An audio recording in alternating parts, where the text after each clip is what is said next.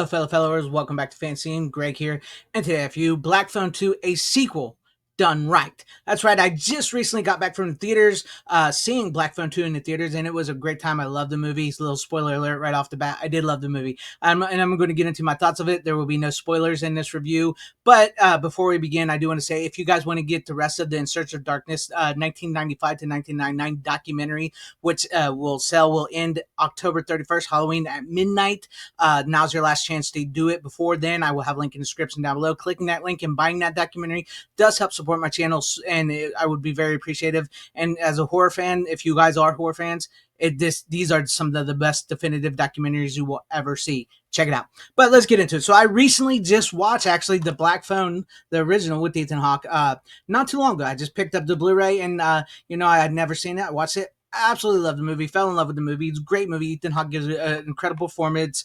Mason Thames, I believe, is the star. He's great in this, and Madeline McGraw is incredible as his sister. Great movie. So I went and saw the trailer after I saw that for part two, and so I went to the theaters today, opening day, and I watched it. And I got to say, I was thoroughly, thoroughly impressed with this movie. I absolutely loved it. It hit all the right horror notes for me. Like, if you're a fan of like 80s horror in general and like horror, like movies, like right off the bat, Nightmare on Elm Street, because if you've ever seen the thing, it is very akin to Nightmare on Elm Street, but it also has got a little bit of Michael Myers. It's got a little bit of Jason Voorhees in it. It's just like this creation of this new horror character, and I think they're doing it really well. I'm not a huge Blumhouse fan, I've never been a huge Blumhouse fan. There's like maybe 5 Blumhouse movies I can, that I really enjoyed, and I think I'm really, really becoming a huge fan of the Black Phone series. There's just something special and unique about these, and I think the horror movies like this, work well when they're period pieces, because the first one took place in 1978. This one takes place in 1982. Mason Thames' character of Finney and his sister are grown up now, and well, not grown up, they're still in like school. They're like high schoolers now, where they were like a little younger in the first movie. And the story picks up that much later, and we get this new mystery of this Camp Alpine Lake. It's a Christian camp, and they're drawn to it. His sister has these dreams that was set up in the first movie, and she's having dreams about this and these kids, and it looks like the grabber has made his way out of hell and into the dream world of his sister, and he's there to punish Finney. And that's essentially the plot of the film, and I don't want to spoil too much, but Ethan Hawke's performance as the grabber in this is incredible. The makeup on him with the mask and the decaying face of him and everything is great. He's very frightening. Madeline McGraw is incredible in this movie. This is as much her movie as a Mason Thames movie, and it really feels like an 80s. This feels like an 80s movie. This feels like an 80s slasher film, and after the first one, it was much more like grounded, sort of. I mean, yes, it was supernatural. He was getting, Mason Thames' character, Finney, was kidnapped by the grabber, and he was held in this room, and he was going to be, had horrible things done to him by him. And he gets these phone calls on this black phone that's on the wall that's just, that's never worked. And it's the victims of the grabber's previous victims, and they help him escape and everything, right? So that's the supernatural thing. They take this up to the 10th degree in the next movie, and, it can go one way or other. It could be really bad or really good, because the first one's a little grounded, and this one gets real deep into this, and it gets really deep into the family history of Finney and his sister and his dad and their mom, because you find, their mom had dreams, and supposedly offed herself in the first movie, and there's the secret revealed in that, and more about the grabber and where he came from and how he with his victims and everything. And it's just really gets into this movie, and you're so emotionally invested into these characters and where the stories are going to go, and you're so like on the edge. I was like on the edge of my seat, wondering what's going to happen, because he wants to punish Finney. The grabber wants to punish Finney for what he did to him in the first movie, and he wants to do that by taking his sister away from him.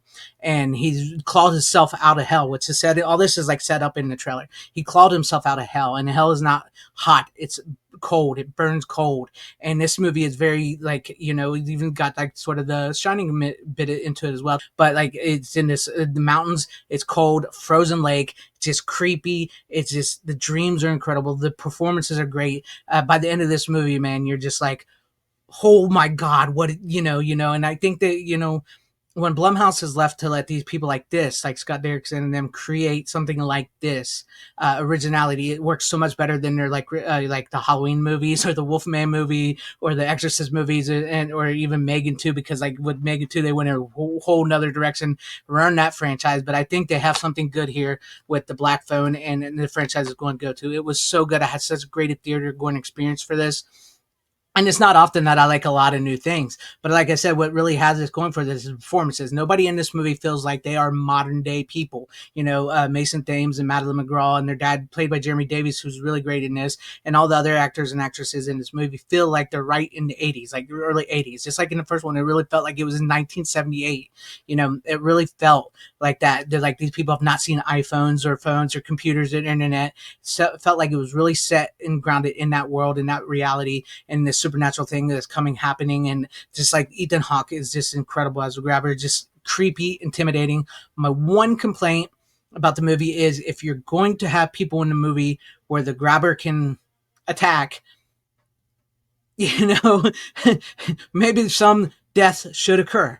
Which, that, not to say that there isn't, there's deaths that occur, but I'm just trying not to spoil. But you'll once you see it, you'll see it. But highly recommend this movie if you're a fan of horror movies, specifically like slashers and supernatural movies and stuff like that, and just like a good time in a horror like flick. This got me. I really enjoyed it and I loved it, and I do highly recommend it. That's how I felt about it. Check it out. No, I tried to give no spoilers away, and also why I was there. I did end up picking up. I wanted, before I close the video, I did pick up a Michael Myers Part 2 Halloween popcorn bucket. This thing was great. It was either this or the Grabber cup. They had a cup with the Grabber mask on it, but this one was calling my name. I know it's not had nothing to do with the Black Phone, but this one was calling my name. I had to get it. You know, his head pops up to get the popcorn. I didn't put no popcorn in it, but I had to get this. Was calling my name, and it was really cool. So I picked up the Michael Myers popcorn bucket while I was there, and you know, I think I'm going to upgrade this to 4K when the second one comes out on 4K. I think I'm going to upgrade, you know, that way I have both part 1 and part 2 on 4K,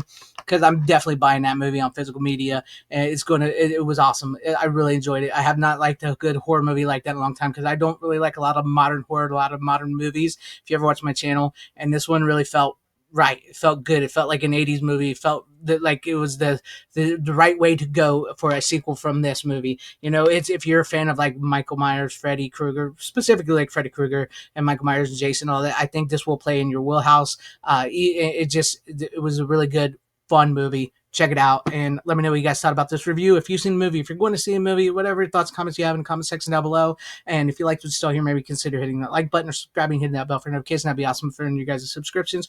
Probably share the video out for everybody to see, or join and become a channel member, because that would help out my channel immensely. Thank you. A shout out to all my channel members. I appreciate each and every one of you guys. Thank you guys for being channel members here and for all of your support. And to everybody watching, whether you like me, hated me, or like this video, or hated this video, I thank you for sticking this long. Wherever y'all are, please have a great, safe, happy, healthy day, morning, afternoon, evening, and night. Always support physical media, because it truly is the superior format now more than ever. Godspeed.